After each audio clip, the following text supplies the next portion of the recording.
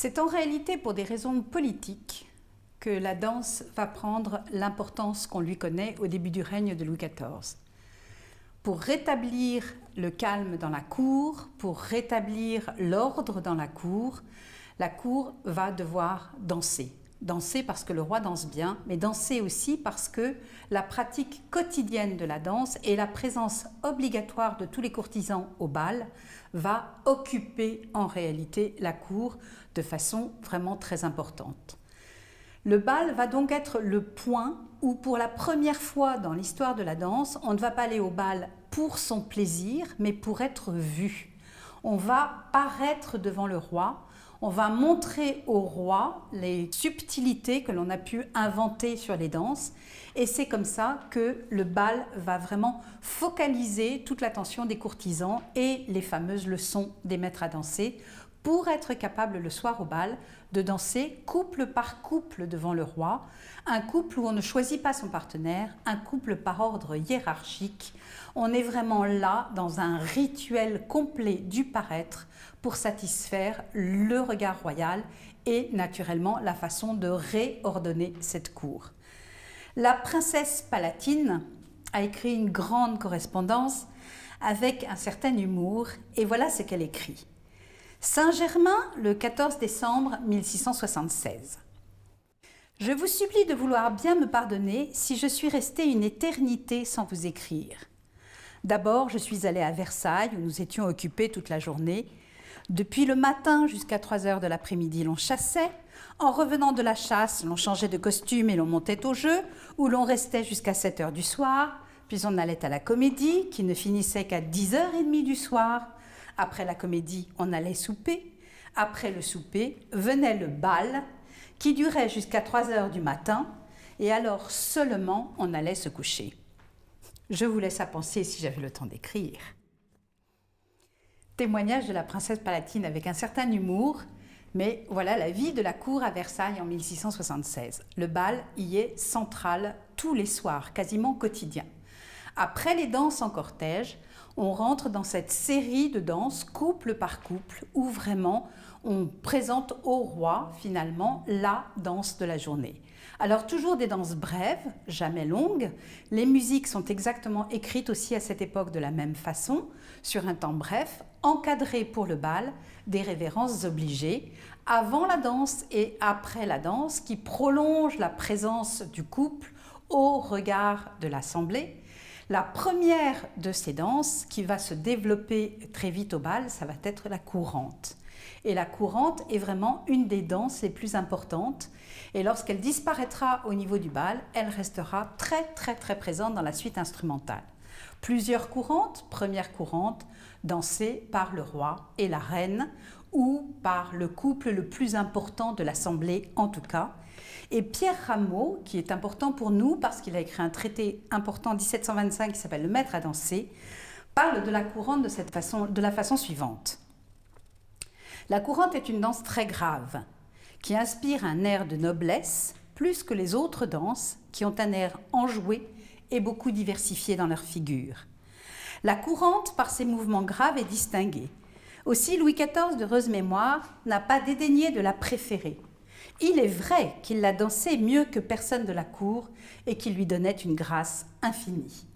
Enfin, cette danse, du propre aveu des plus habiles maîtres, a toujours été regardée comme une danse très nécessaire, à savoir pour bien danser.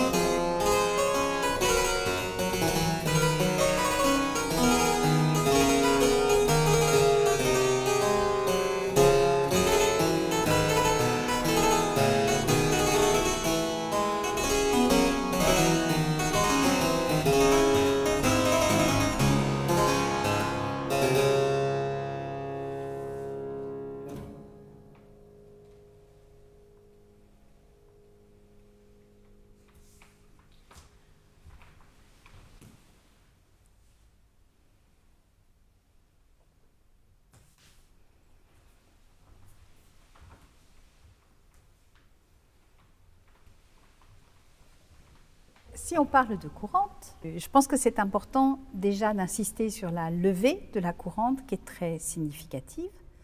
Mais surtout, il y a autre chose dans la courante qui est exceptionnelle par rapport à toutes les autres danses, c'est cette forme binaire et ternaire mélangée, soit ensemble, soit pas ensemble, non? Oui, parce que des fois elle est au-dessus, puis des fois au-dessus c'est en 3 ou en 2, et puis à la base c'est différent. Ouais.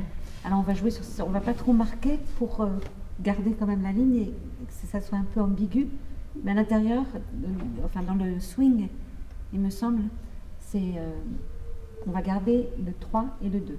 Ce qui est très joli quand même, c'est de se dire que c'est une danse qui ouvre le bal, donc qui est vraiment une danse d'apparat, et tu emploies le mot de swing.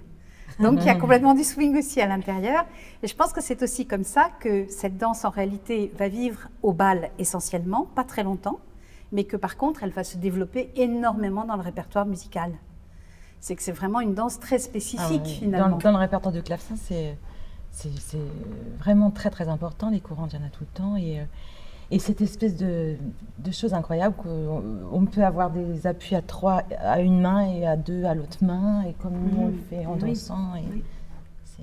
Alors peut-être qu'on peut jouer le début de la phrase de la courante des caractères de la danse pour faire entendre justement cette alternance binaire-ternaire.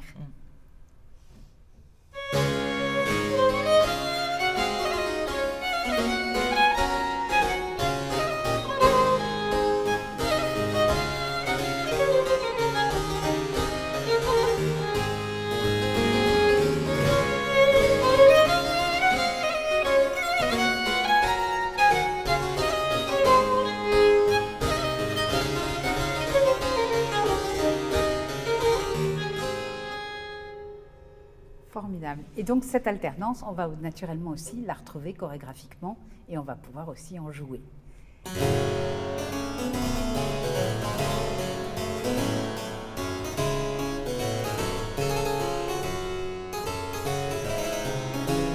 La courante qui ouvre le bal a 2 pas de base. 2 pas qui sont très identifiables.